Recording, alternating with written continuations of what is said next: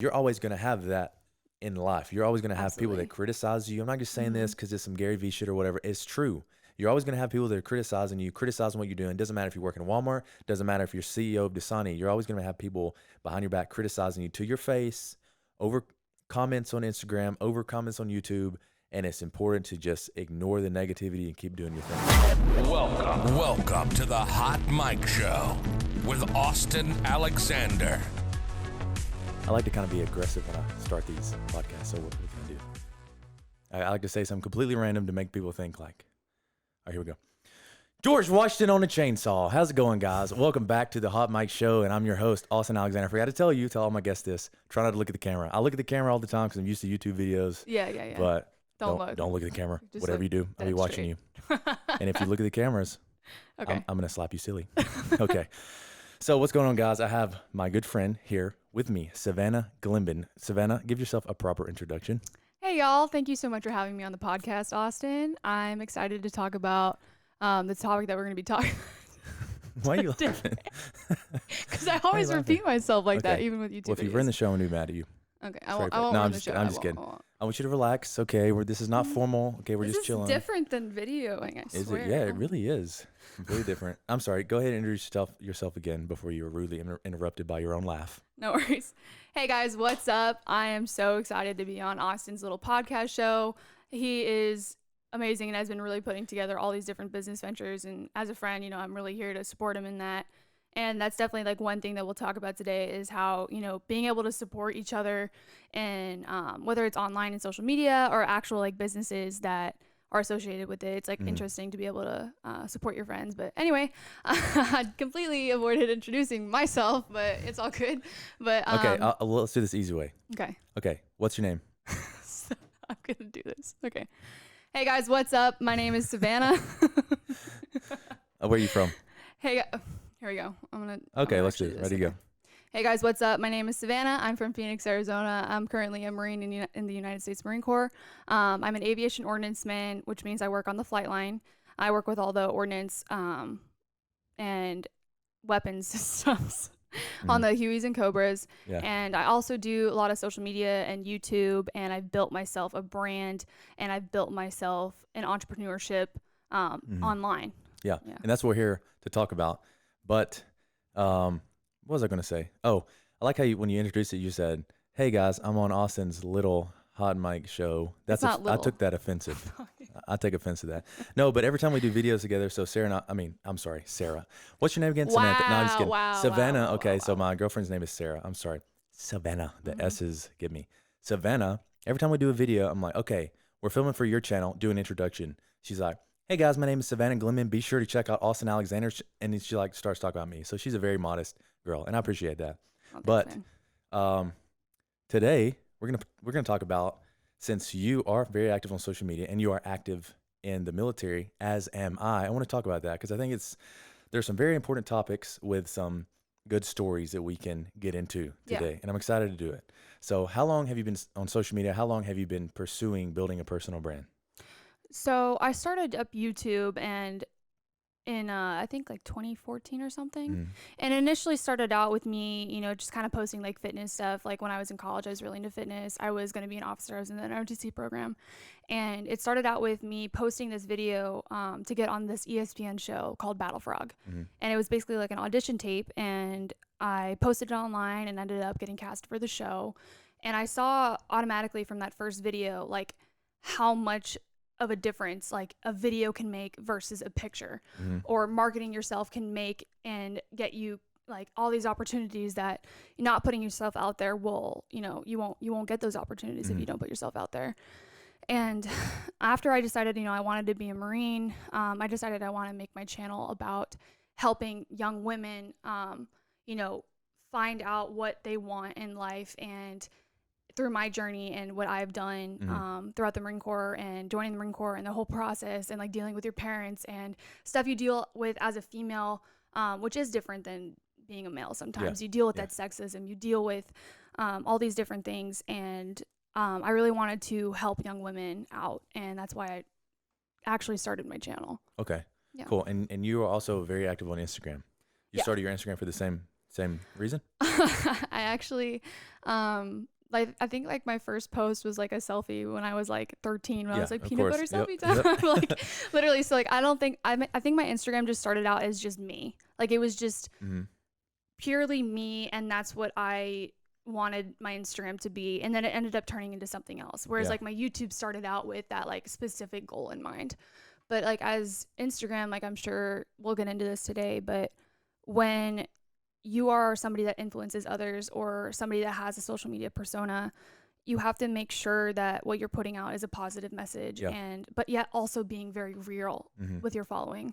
And yeah, so Yeah, and so myself being on YouTube and Instagram, you were mentioning, you need positivity on your channels. You can't just be complaining all the time. Like, I mean, Yeah. everybody has bad days. yeah, So absolutely. you do your best to be positive and be positive for your followers. And even though sometimes, you're having a bad day or I'm having a bad day or whatever, we kind of flip the positivity, and be positive to ourselves and be positive to our followers. I think it's a very important aspect in order to build a personal brand. And if you're catering to your followers is Exactly. positivity. Yeah. Nobody follows anybody for negativity. No. You know what I'm saying? Like you have to balance like between being yourself, but also realizing that you have this following that looks up to you for whatever reason. Mm-hmm. And it's a lot of pressure sometimes because you're like, okay, this individual might look to me for fitness motivation. This individual might look to me because I'm a Marine or I'm a female Marine specifically. And you just have to be cognizant of like what your following wants, but also like be yourself in that endeavor. And I think that's the hardest part of it all, is not losing sight of yourself while trying to help other people. Yeah, exactly. And that's something that, that I not necessarily struggle with, but that's something I had a little problem with when I was building my social medias. I kept my military life out of it completely. Yeah. I was just making vlogs about myself and fitness and whatnot. Mm-hmm. And I think as soon as people picked up that I was in the military, I started posting about it a little bit more. I started getting questions. I started seeing, there's not a market, but a niche of people out there that are interested in, learning more about them. Exactly. Have questions that ask me. And so I just kept portraying it because this is who I am. I'm not only military, but military has been a huge part of my life for the past 6 years. Exactly. And so I just decided, I said, I'm going to put all of me on social media, fitness, myself, girlfriend, whenever I go back home to Alabama, and military. And it's hard to only, think of yourself as a multifaceted person, because we all are. And it's kind of hard not to fit into that mold of, just military. Like, I just do military stuff, because we don't. Yeah. And I believe that's what some people crave, because they start following you from military. You're like, oh, this guy's, working out today without a uniform on. What the heck? Who is this guy? Yeah. So I think it's easy to kind of fall into that mold of really finding out who you are and what you do and what you want to put out on social media. Mm-hmm. And you and I were talking about negativity today. Yeah. And that's something I want to hit on, because there's so many people out there. There's so many freaking people. Like when especially I feel like people from back home and the friends that knew me, I was a shy guy. I was, not the most popular kid in high school, not the most cool guy. I didn't look the best, blah, blah, blah. And they see me now putting myself out on social media, and they're kind of like, who is this guy? Like, because they haven't really known me for the past 5 or 6 years. And I've completely changed. And I attribute most of that to the military, becoming more confident, becoming more aware of myself and my surroundings. And so many people they just have so many negative words to say, like, blah, blah, blah. You're only doing this for this. You're only doing that. You think you're cool. You think you look good. You think you're a model. You're not. Like, and they just start calling out your imperfections. They start just saying a bunch of negative bullshit about you. And it just, that's something I want to talk about with you, because I know you get it too. Oh my God, yes. That is something that I deal with on a daily basis. Yeah.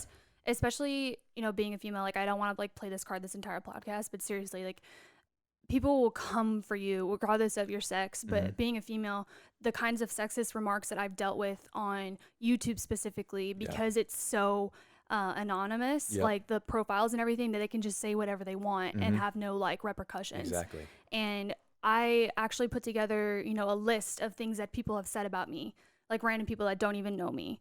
Some sexist stuff about, you know, how I'm like screwing my entire chain of command when I'm a very faithful wife and I have a husband. It's really like hard to like see that and like deal with those comments on a daily basis and like have people not take my intellectual like prowess into consideration just because I might like look okay. You know what I mean? And that's another thing I've run into is people not taking me seriously because I might be somewhat pretty. Like that's something that I run into. But overcoming those comments is not easy. Like I still deal with it. I still let it get to me. That's something as I've matured, I've had to really take into consideration and say like, hey, you know, I can't care about what freaking Joe said because I have all these amazing people behind me that love the content that I put out. And especially, you know, putting out military content, there's always somebody that's going to say something about it because we're in a day and age where social media is still somewhat new. And the military in general, especially the Marine Corps I've dealt with, has not been very adaptable to change, even though we're told to adapt and overcome, which is really interesting because it doesn't seem like the Marine Corps, we're starting to get there, but it hasn't adapted to this new age of social media. And it is the new world. It is how we communicate with each other. It is how we make those connections with people and network. And so like, I think that, it's crazy to me how much of a difference you can make, but also how much social media can screw you over sometimes. And like we've talked about this, like he's had NCIS, you know, come in and question him about, you know, certain things. Like there's certain rules you have to follow, like when you're in the military and like when you post with things, and you can't be in the Marine Corps uniform and then be promoting, say, like a water bottle, stuff like that. Like you can't let that happen. And whenever you are posting on social media, you always have to be very careful about, you know, things that you say, things that you do, because it will come back to you and people will try to hit you for that or get you in trouble or NJP'd. So that's a constant worry in the back of my head. Like, is somebody going to take this the wrong way? Am I going to be pulled into an office? Like I have to like think like that. Because when I first started my social media and I was first in the Marine Corps, that's something that I had to really kind of have a come to Jesus moment about it and sit down and say like, okay, obviously, you know, certain things that I posted, people don't necessarily like, commands don't like. There was a situation actually when I was in the schoolhouse when I made a barracks room tour. And I was like, you know, here's my sock drawer. Like, here's pictures of my husband. Here's pictures of my friends. Like, this is where I lay my head down at night. And towards the end of the video, I mentioned something about my heater not working. Next thing I know, I'm pulled into the office and they're saying that I disrespected the Marine Corps by saying that this heater was broken. I didn't say, you know, all the barracks are crap. I didn't say anything like that. I literally said, my heater's broken, you know, just said it casually. And it's so simple for them to hit you with something like that or try to NJP you or try to give you a page 11. And at that point, you have to like look at the social media order that was just given and say, hey, is this something that they can actually get me in trouble for? And you have to advocate for yourself. You can't just let yourself get walked over by. Exactly. And that's why I've developed a really good relationship with our PAO, which is, he's a civilian public affairs officer. I won't say his name, but him and I have created a really good bond because I've come to him so many times and I'm like, is this okay? Is this okay? Is this okay? You know, he's approved 5 or 6 videos of mine. He's approved some photos of mine. And, you know, you have, like, when you build up a personal brand, you have people in the military that are your superior. You know, like if you, let's say you work at 24-hour fitness, you may have like one manager and one supervisor. Well, in the military, everybody that is above you is your supervisor, you know, and there are literally thousands of people on there that could be following you, or, you know, hundreds of people that could be following you that are technically your quote supervisor, you know, and then, and so that's why I've developed a good relationship with our PAO to kind of cover all my P's and Q's. And I think that's steered most people off on my back for, you know, posting military content because I have. You went through the right channels. Exactly. I abided by the correct rules. I abided by the regulations. And even though I have been stopped and be like, what is this? I'm like, oh, you know, approved by PAO, approved by, you know, executive officer, blah, blah, blah. They're kind of like, okay, cool.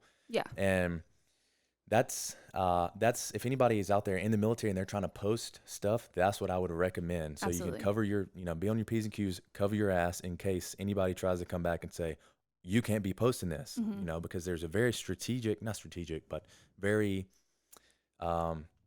tedious guideline that you have to abide by if you're posting content in the military. I completely understand that, because we got so many people with cell phones, so many people out there with YouTube channels and Instagrams that don't do that. And I see so many people on Instagram like, dude, you should not be posting that. And, it just, so anybody out there posting content, if you're in the military, I would say get it approved first. Get that shit approved. Yeah, I would definitely recommend, if you check into a unit, or if you go somewhere new, or if you're checking into your first unit and you are active on social media, bring it up to your chain of command, like right off the bat. Say, hey, I have this social media following. I'm on YouTube, I'm on Instagram, I'm on Twitter, TikTok, whatever you're on, and say, this is what I do. If there's any issues about it, please come to me first and address it to me as your Marine or sailor or anything, and we can talk about it. And if you don't like that I do a certain X amount of things, then I will work and change that. What I don't like to see is that when it goes way above their head, or they don't know you as a Marine yet, and all of a sudden they think like, oh, you're like you're this kind of a Marine because you do this. I don't like that. So I definitely recommend, I remember when I got to my unit, I was like, my second unit, I talked to my staff sergeant. I was like, hey, I do this social media thing. I was like, if there's any ever issues, please do come to me first and let's just talk about it. I definitely do recommend what Austen said. Talk to your PAO, public service. What is it? Public affairs officer. Public affairs officer. So that's what they call it. With the Marine Corps, it's like weird because sometimes some units don't have a PAO. And then I tried to get some of my videos cleared by combat camera, and then I called and they were like, why are you calling us? Like, this is way, like, this means nothing. Like, you shouldn't have to ask for permission for this. So that's what threw me into a loop where I was like, okay, well, who do I ask to make sure that this is approved? And sometimes it's just unit dependent. It depends on how lenient is your chain of command, how much are they willing for you to talk about. Obviously, you're not going to talk about deployments or anything like that. But like if you're talking about your day-to-day life, like getting ready in the morning or something like that, something that's harmless. It's always like interesting to me because some people don't even like that at all. Yeah.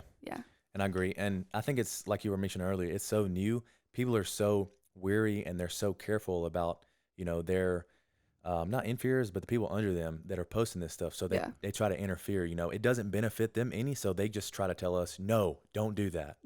Don't post or whatever, which I'm glad, I'm glad I've been posting, because I think at the start, people that my peers were like, why the heck are you posting this video? Like, it's dumb. Like, and people look at me dumb, like, why do you post those videos? When I was getting maybe 1,000 or 2,000 views, just do my thing. And when they start seeing the millions of views rolling in, they see that, oh, okay, this is kind of cool. This is kind of dope. And, my chain of command they're on board with it, actually. And I'm very glad I have a good chief, a good LPO, great senior chief and security officer. That's awesome. And I've actually been reached out by Big Navy, America's Navy, All Hands Magazine, CNIC, which is considered Big Navy. And they're like, we would like to work on a project with you. And I think, that's awesome, because I think that's because I've, done my due diligence as far as researching what I can and can't post and following the lines, and I portray the Navy in a very positive way because that's how I see it. So, yeah. I absolutely agree with that as far as like portraying, the service in a positive light. Like, okay, you can have your opinions about X, X, and Y, but you do have to be careful the way that you like word things, say things, do things. And I personally, I have a very positive view of the Marine Corps. I think that there's some things that do need to change, but am I going to say that in a video in a negative way? Absolutely not. Because that's something that they will get you on. So you just have to be careful about like the way that you say things, and just so you know that your little thing like popped off. Oh, that's fine. That's fine. Sorry. I was trying to be cool with the logo in the background, but we're good now. But one thing I do want to talk about is when you start making money from this sort of thing. I think that a lot of people struggle with the idea that, oh, how can they be making this amount of money because they're posting about the military, and like why can't I do that? And it just comes into this like sort of like, I hate like playing it as like jealousy, but a lot of it does play on jealousy sometimes. And one thing that I have never done is use the military for clout. And that's something that's constantly addressed with me. Like, oh, you just post about the Marine Corps because you want more attention. And that's not what that is. Like you said earlier in this podcast, you were talking about how, you post about the military because it is your life, and it's Yeah. true. Like it is your life. You dedicate so much time to it. You earn the title. For me, that's a big thing of being a Marine. I earned the title of Marine, and I'm not just going to not talk about it or pretend that it doesn't exist the way that people want me to. So, and I think, I don't know. I have never, I get comments all the time like, oh, what have you done? You've never been combat deployed in Iraq or blah, blah, blah. Who are you? Blah, blah, blah. I don't say anything about that. I've tell people I've never, I'm not a combat veteran. Yeah, I have been deployed on an aircraft carrier. I was stationed overseas for 2 years. I was in a squadron, and, people just see the uniform and they think you want people to assume something. Absolutely. And I think that's why a lot of people don't post in uniform. I think it's fine to post in uniform because like we were saying, it's part of your life.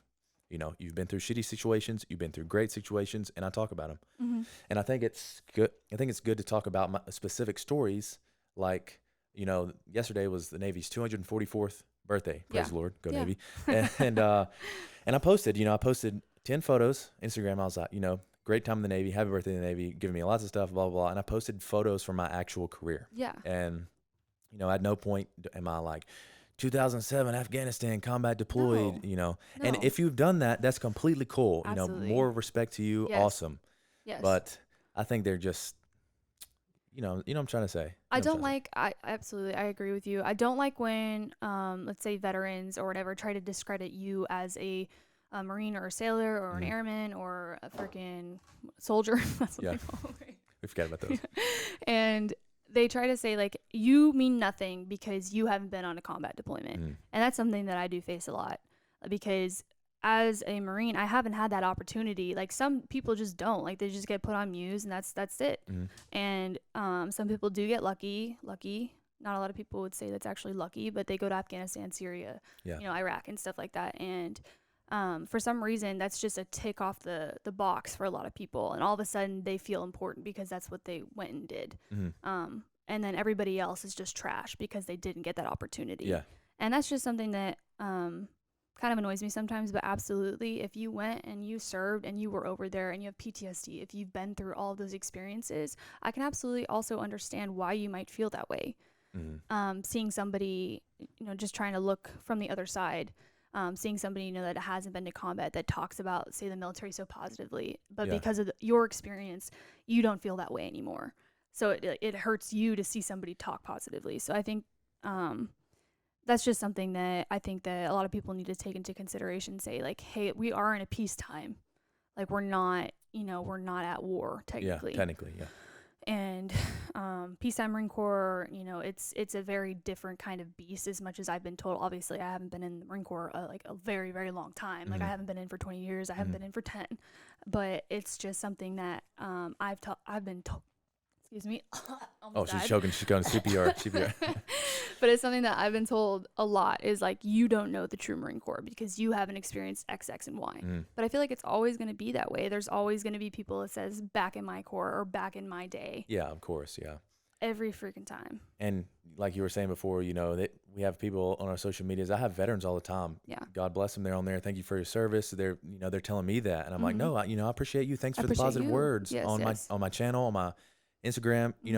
I love people like that. But then there are the salty veterans that are like, you don't know shit about the Navy. Back in the 70s, we, drowned people during the shellback ceremony and you haven't done anything and blah, blah, blah. And I'm just like, all right, dude, calm down a little bit. You know what I'm saying? Yeah.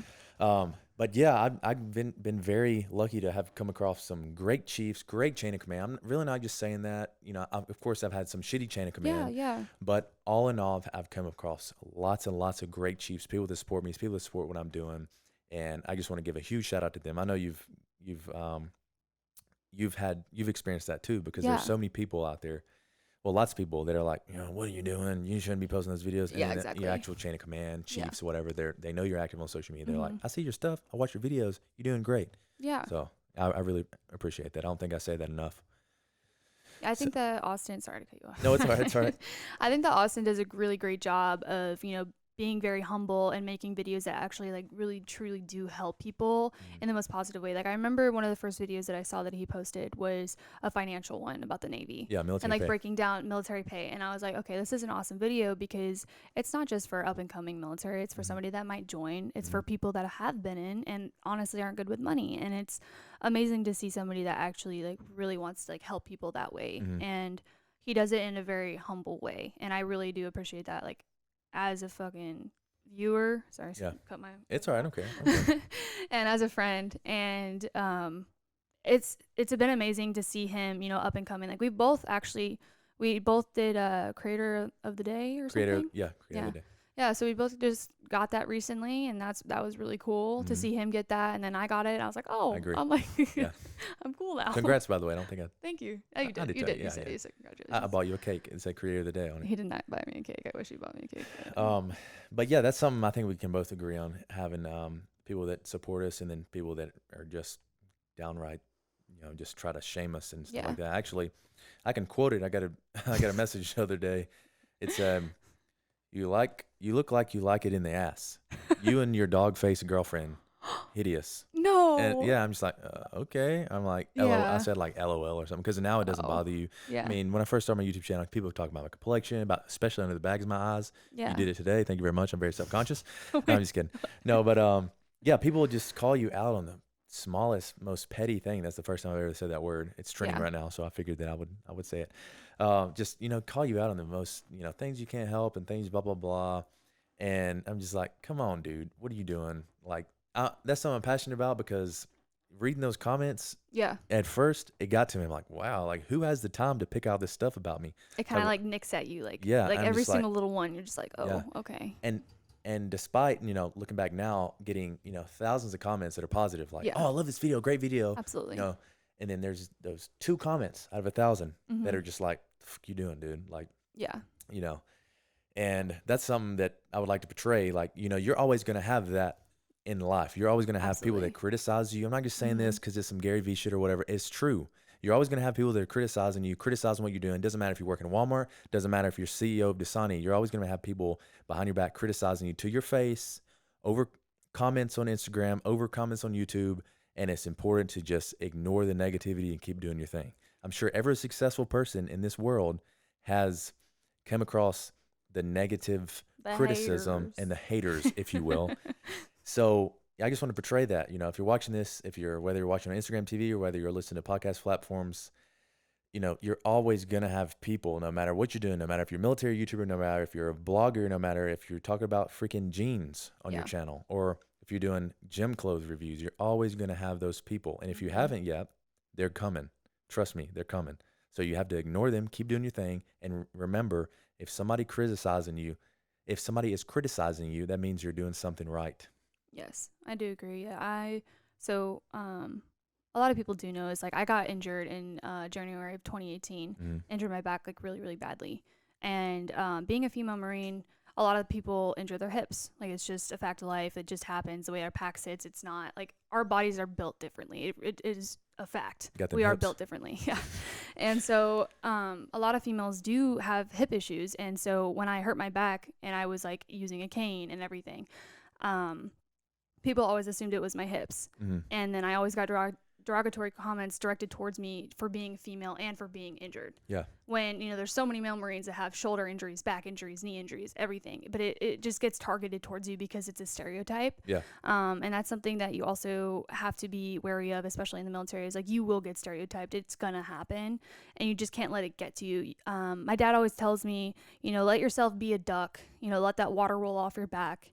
And like you said, you really just have to overcome those comments. And like you said, like it's gonna happen. Like it's inevitable. Like you're gonna have those haters. You're gonna have those people telling you that, you know, you're a piece of crap, even though, you know, you're doing so much, and all these people are sitting there with their thumbs up their butts and they're not doing anything. At least you're doing something. And I think that's something that, I like to hear them. Yeah, and I agree with you on that.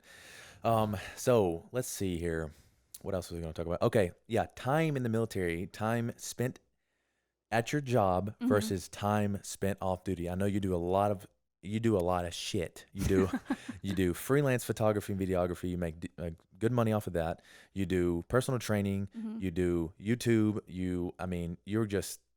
You've got those boxes checked. Yeah. And being active, I want to get your take on that. Is it hard to balance active duty versus, full-time job versus off-duty activities? I know it is, because you text me sometimes at 2:30 in the morning. You're like, dude, I just edited this photo. I'm like, dude, you should be sleeping right now. What the heck? Yeah, no, it is a constant thing, because like I think before you go into the military, you do need to consider like what you do love in life and try to translate that into the military. Yes. Because I was, joining the military, and I was picking between combat camera and aviation ordnance. Mm-hmm. And I was like, I want to try something new that I've never done before. Let's do aviation ordnance.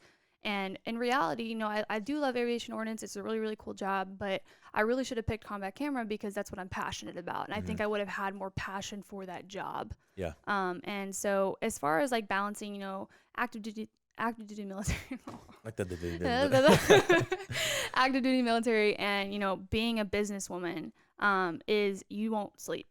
Like literally. Yeah. Mm-hmm. I have insomnia in general, so like it just doesn't help the matter. Mm-hmm. But I'll get home from work or whatever, and I will edit all day long.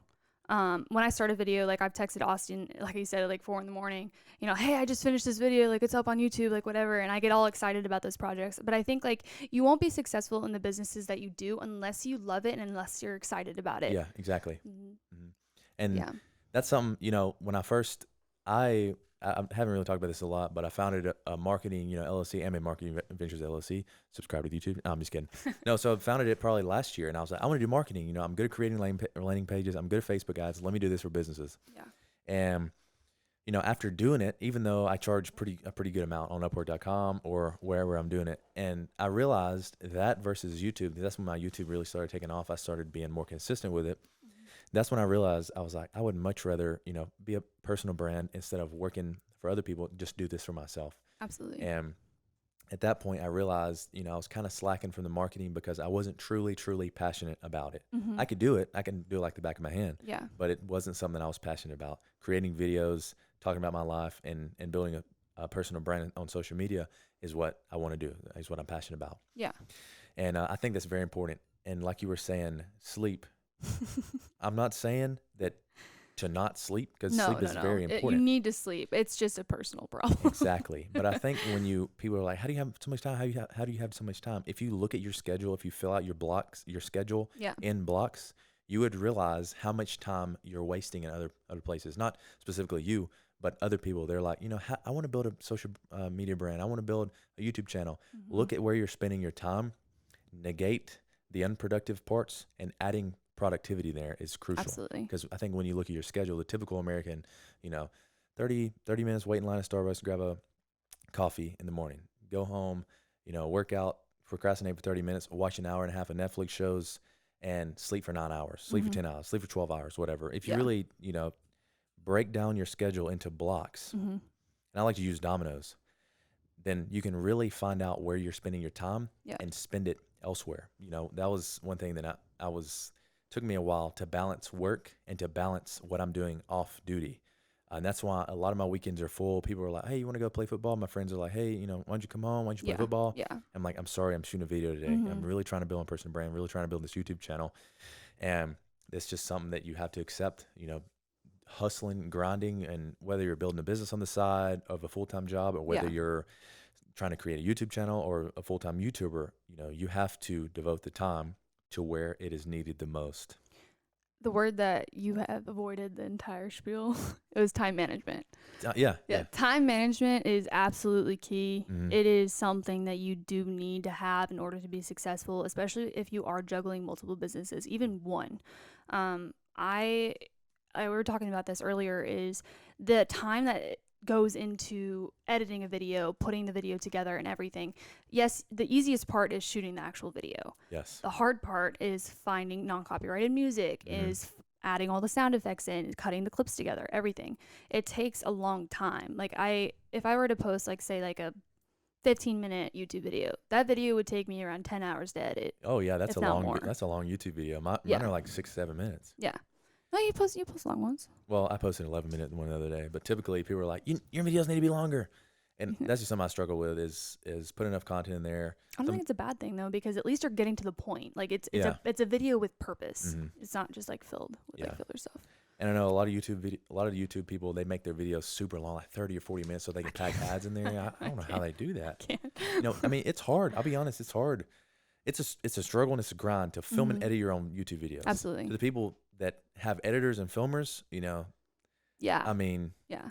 I wish I could do. Well, Jeez, I heard somebody the other day. They're like, "Oh, I need the editor again for my videos. It's just so much faster." And I was like, "Wait, like y'all like hire people to edit your stuff?" It's crazy how it's actually really common.